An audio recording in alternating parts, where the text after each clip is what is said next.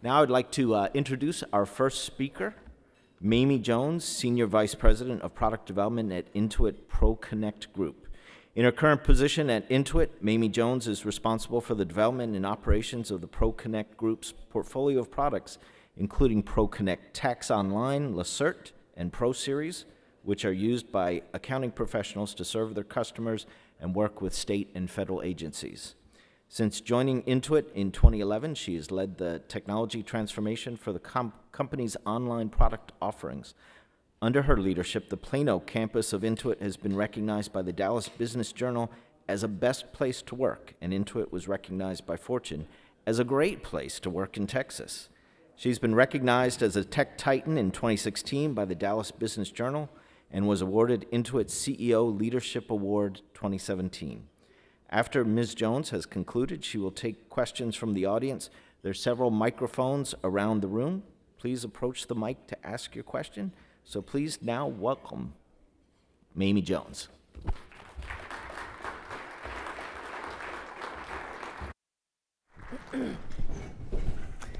Okay, good morning. How is everybody? I like how everybody doesn't sit in the front row. Okay, it really is a pleasure to be here.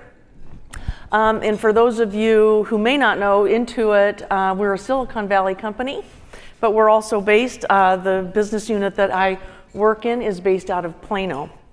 So we're very involved in the Texas community. I normally do this speech talk in about 50 minutes, but I don't have that, so we're going to be blowing through this pretty quickly. So I'm going to start with a little bit about Intuit. And we have our mission, which is to power prosperity around the world. You'll see that we have 3 customers, which is our consumers, our self-employed, and then our small business. And then you'll see on the bottom here in this circle that we have 6 partners, of which our main focus for the group that I work with is the accounting professional, which is down there on the bottom left. So with that, I joined Intuit in 2011, and I was brought in to do transformation. And I can see some of you pretty well. I'm just interested, how many people have gone through a transformation before? Excellent. How many are getting ready to go through one? Okay, a few hands. How many enjoyed it? Yeah. So when I joined the company, the transformation is very easy to talk about, and it's incredibly difficult to execute. And so I've been in this business for 30 plus years. I won't give away my age, but this is something that I've done over and over again. And through the course of my career, I've built a playbook. And when I entered into Intuit, these were some of the things that were in place when I joined. We could not get technology out into market. We had 0 innovation happening because we were so intense in terms of what we were trying to build. And we had an audit going underway at the time that I joined the company, and I also was doing some investigation into how we were doing in process, and we basically had 0. The performance was at 83%, and those of you in technology, you strive to be 5 nines, and we were at 83. That's dismal, and that is unacceptable because anybody who's online or wants to use a product has to be available. We had very low engagement, and we monitor this on an ongoing basis. And then what I call the Dr. No, everything that we were asked to do, we said no, couldn't do it. And so it was a pretty tough situation that I came into. And so in the playbook, I'm going to walk through this playbook pretty quickly. I do have business cards here. I do a lot of speaking around the country on this because transformation is something that that companies are faced with. And this is really kind of centered around technology, but this playbook applies to any industry. And it's not just the what, but I'm going to tell you a little bit about the how, and that's the playbook that I've built over the course of my career. So staging the environment, there's 2 things. There are important facts to understand as you embark on this, and then there's also key ingredients for success. And I'm going to spend just a couple of minutes here. You have great talent when you walk into an organization. They have achieved greatness prior to you. and in their history, and they can do it again. There also, you have to come in and you have to make a statement, because not everybody is prime and prepared to go through a change. And so you have to help those who can't make it move on. And typically it's good for both company and individual historically. And then recognize early that there are so many people that are poised and ready that want to make this leap and make this change. And so it's also leveraging change agents. The most important thing in embarking on a transformation, you can do it, but without these ingredients, it makes it incredibly difficult. And I call this autonomy, whether it's a boss, a board, has your back, they're supporting you in this effort, and it's a safety net for making tough decisions. It's also, which is also incredibly key, is I needed an HR partner, and I call it my HR partner with chops.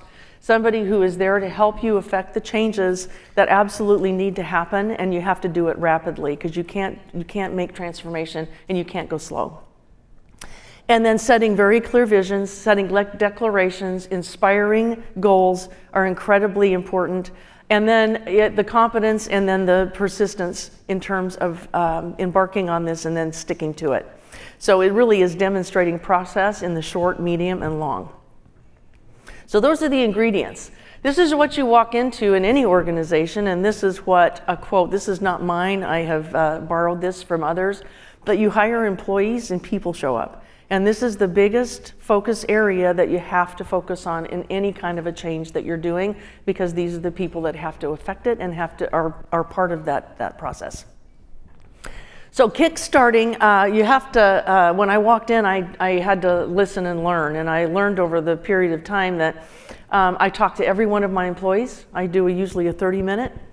I have a script, because early on I didn't have a script, and then as I go through talking with people, they said, why didn't you ask me that question? You asked that person. So I have a script, and it's very specific, and I also have to make it very, very safe for people to be open to actually providing you the feedback that you need to hear. And you have to be genuine, because people can smell phony a mile away. So you really have to get down and listen in a way where people are willing to share the really tough kind of conversations and debates that we want to have. And from those conversations, we assemble themes. And the themes is really what you go through and you try to tackle, and then capturing quotes. Now this, when we capture quotes, and this is something that I do in any effort that I've done many of these, your quotes define a culture. Now, I have picked the most, I did not put some of the more colorful quotes here, but you'd be shocked if you provide a safe environment, what people will tell you. But this was the definition, when I walked in the door at Intuit, this was our culture. And it was, we can't do, and you look at just the emotion around some of these quotes, it is not a fun place to work. And so we had our work cut out for us. So kickstarting the journey, I'll spend a little bit of time here. Kickstarting the journey is you got to get people out of their comfort zone, and actually what we did is we brought people into a ballroom very similar to this. And we get people out of their comfort zone. We do some pretty crazy things in technology. I won't go into a lot of the detail, but you get people participating, do something fun and kind of wacky, and have everybody participate. We do some prizes. There's things that you just get people loosened up. But then you put people in groups, and if you can imagine, we had 8 tables. We had teams defined in those 8 tables.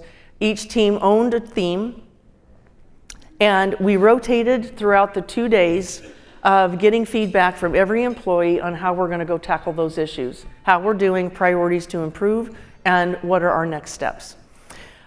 This is bringing the burning platform to life for people. And if you don't bring the burning platform to people and let them understand themselves what's going on, your ability to affect change is a little bit more limited. And then at the end of the 2 days, you put a board up and you say, okay, can we tackle 8 issues? Heads are pretty, no, can't do that. And so what we end up doing is we narrow on 3. And I know what the 3 are going to be. I know it before we even get to the end of the 2 days. And then we define what we're going to do as next steps. So these are the 3. And this is what the team voted on. And this is the order in which they voted. So they themselves said, we don't have the people to make this transformation. And our transformation was going from desktop to online. And so this was very interesting. And then the second one was process, the third was platform. So starting with people, this is the single most important effort. You have to start with the people, and I always reference Good to Great, that book, which you've got to get the right people on the bus in order to start making change. So you have to set expectations early. You set an incredibly high bar. You set very aspirational goals. And as I mentioned early, you make tough decisions, because as you embark on the change, there are people who simply do not want to change. In fact, they're very much against you being there to make the change. And so you do have to make tough changes, and I'll show you some stats on what we actually achieved in 18 months. This was a pretty radical transformation, because skills in online to skills on web don't necessarily translate. Some people can make the leap, but many of them cannot. And then through this process, you've got to let people shine. And I am not the expert.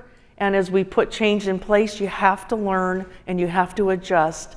And you listen to the teams that are in the middle of it. And when you listen and you implement changes that they are asking for, amazing what results that you'll get. And then always, as I mentioned earlier, you want to have a little bit of fun. And so we have to celebrate. You find those small wins, and you find those people where you're recognizing the people who are stepping up and actually affecting change, and you put them front and center. So that's starting with the people. Process. As I mentioned, we had none, and I think we used spreadsheets. There were tools. There was flying by the seat of your pants. In the process, when I went through the interviews, I had one gentleman who was actually working on 10 projects at one time. Now, diminishing returns for us in technology is when you work on 2 projects, you start to implement diminishing returns. So we wanted to create transparency, resource visibility, and how we do our process. Bottom line, the team said, if we're going to embark on this, please don't make us do it on our own. And so what we did is we parachuted experts into the teams. We embedded them in what we call our agile teams, in tables like this, where in a software development lifecycle, you have a team that comes together from different disciplines, and you learn how to build software very iteratively. These experts help us go from 0, 8 months, a complete transformation of process within the 8 months. And we were able to satisfy our audit committee that reports to our board of directors, which they had told us we were a risk to the company based on our lack of process, because we couldn't predict our software development and what we could introduce into production, and what kind of quality that would produce.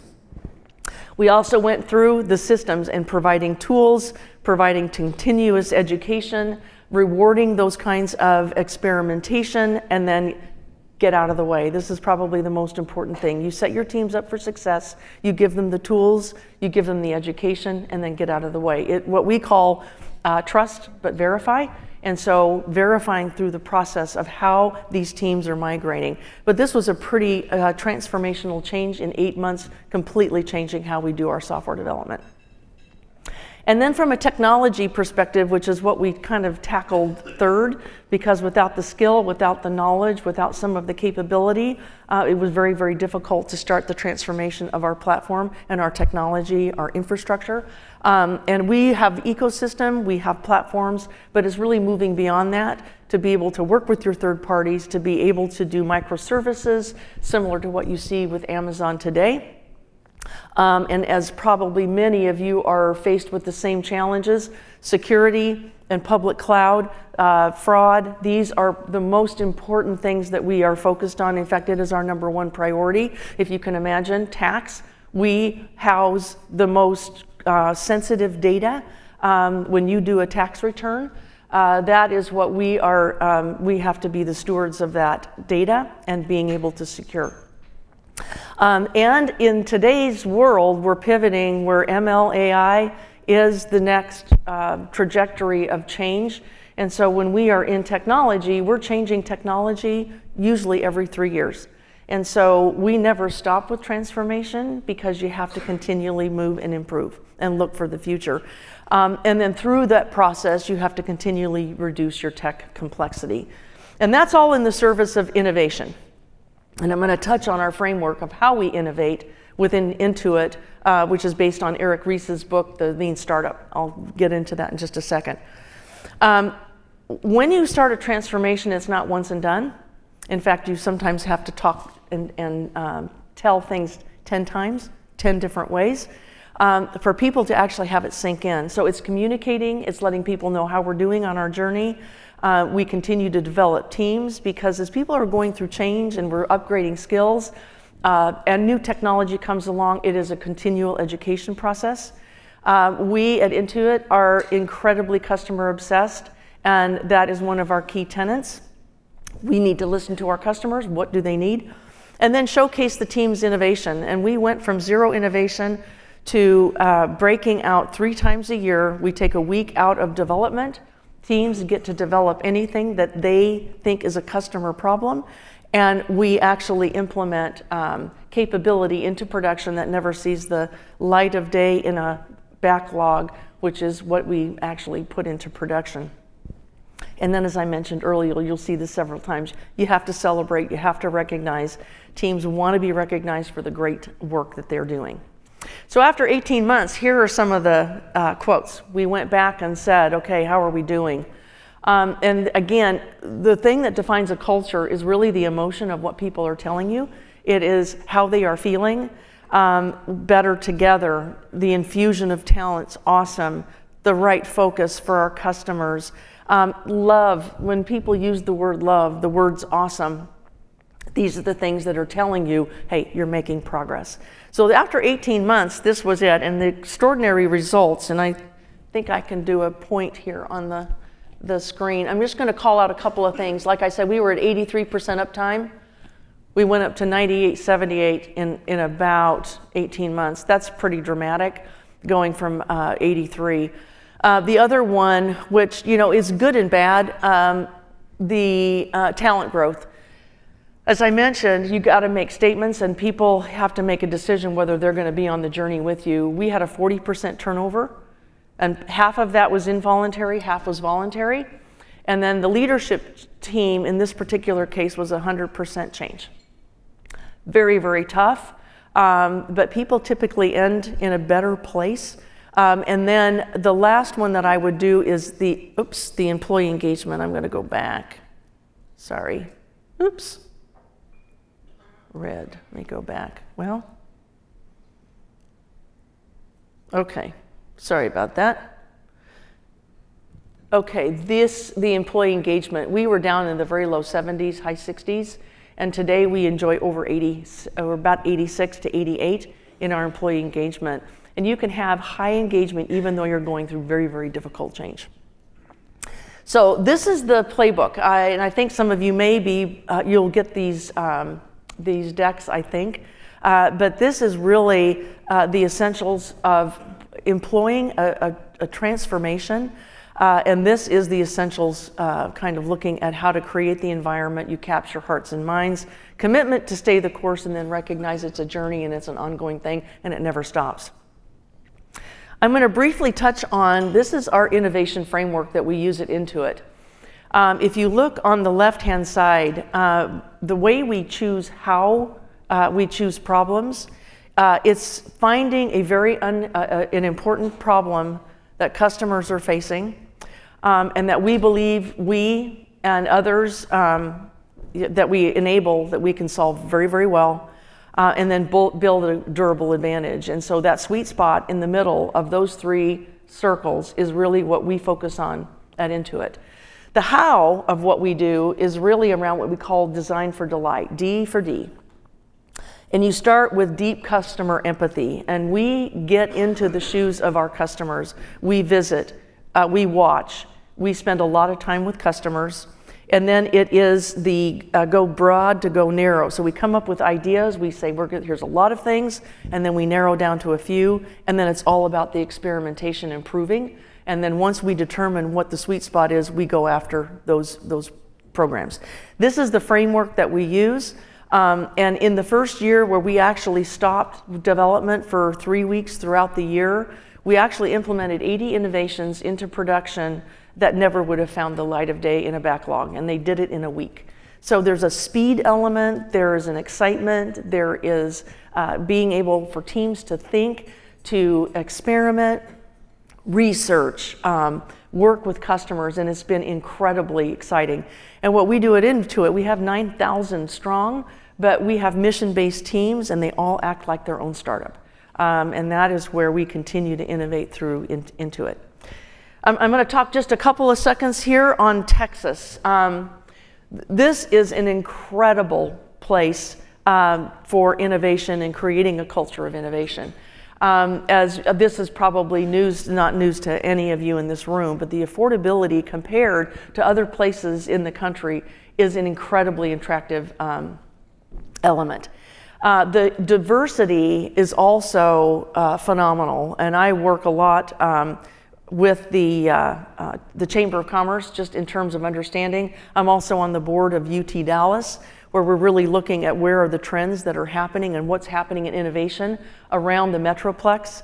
But the workforce, as you're seeing here, the labor force, we're going, the statistic, and I may not get this exactly right, but we were about last year, 18 months ago, at 7.4 million in the Metroplex, and we're going close to 10.5 here in the next several years.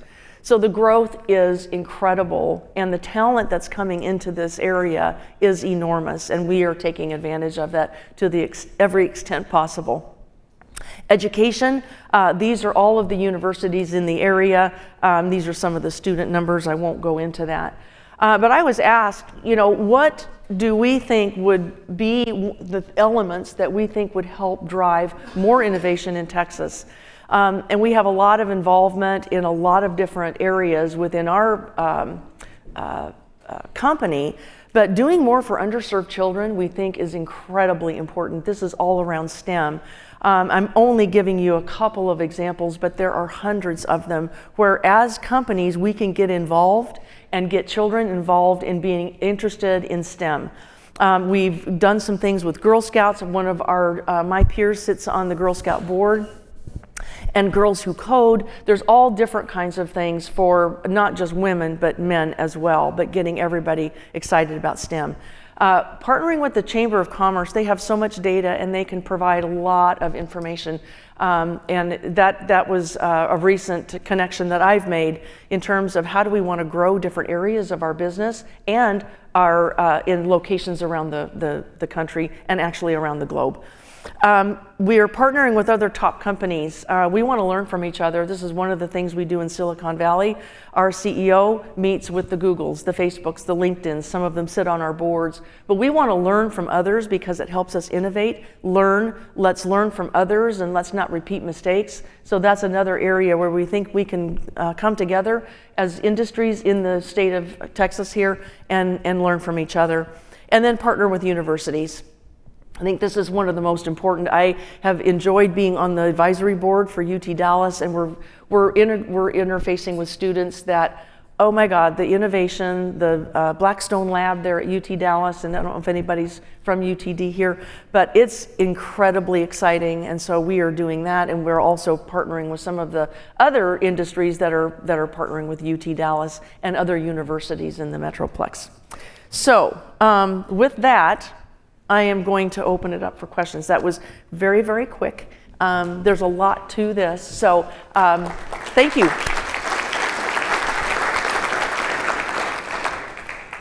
Yes, I think there's mics here.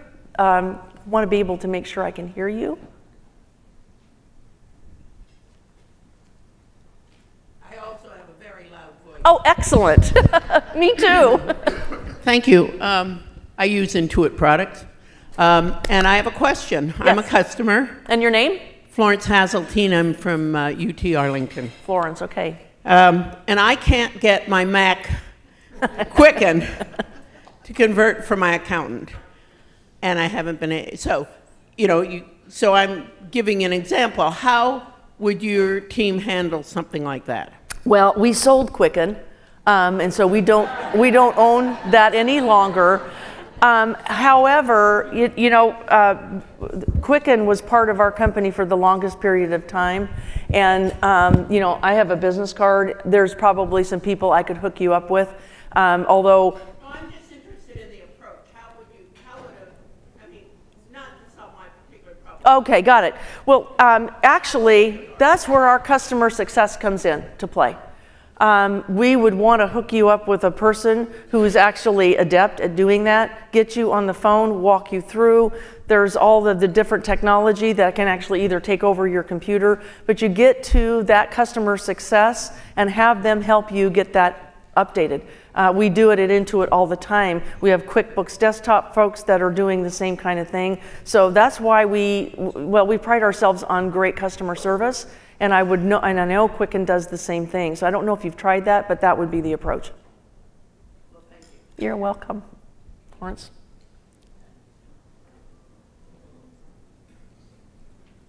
Any other questions? Yes. I can talk about it too. But there's a recording.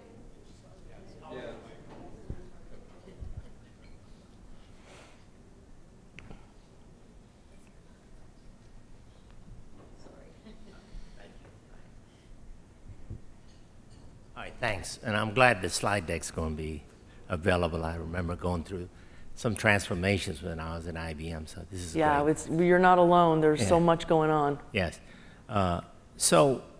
You talked about, programs for women, which is really great. I noticed you didn't say too much about underrepresented minorities. Is there anything you're doing? Yeah, again, there's a lot that we're doing, and again, I gave some very brief examples. The underrepresented minorities are as critical, and again, that's why it's not just about women, it's not just about men, it is about a diverse population. And we know statistically that when you pull diverse teams together, you produce better results. So Intuit, and I'll just give you the example of Intuit, we actually have our goals set because we know the success of diverse teams. We go for all of the diversity, and we have goals actually set against that. And what we find is in the university, the diversity is amazing, and I know that because I serve on the advisory board for UT Dallas. But when we look for our interns and we look for different programs, we invite all underserved, all underrepresented. Great. Well, next time you give the presentation, put UT Arlington as well. We'll do it. Very diverse. John Cook, Houston Methodist. Thanks for sharing your playbook with us. I had one question about, you mentioned a term that I wasn't familiar with, and bring the burning platform to life. Can you talk to us about what that means? Yes, and it's a really important question, so thank you for asking. So I'll use my story. So when I came into Intuit and I listened to the multitude of these people that came through my office, and again, going through the script, one of the questions is, what are the biggest challenges that you're facing? You know, what's working well? What are the challenges? What are your career aspirations? And the main question I ask is, what are the challenges? And so when I put those themes together and I come into a ballroom similar to this with 120 people, and I say, our process isn't there. Did I get it right? I can't do this alone. I need your help. And as people kind of dissect these themes and they go in and say, how are you doing? And the answer is, we suck. Not going too well. It internalizes something for these folks that really says, oh my gosh, we have to find a way to change. And when people are telling you about themselves that we have got to upgrade our talent, and they're talking about themselves, that brings this burning platform for transformation, because if we don't transform, we're going to be left in the dust or we're going to die. And so making this need for change inherent in everybody and getting people passionate and energized around it, that's bringing this to life, because when you do that, then they're your agents for change. And I think we're out of time.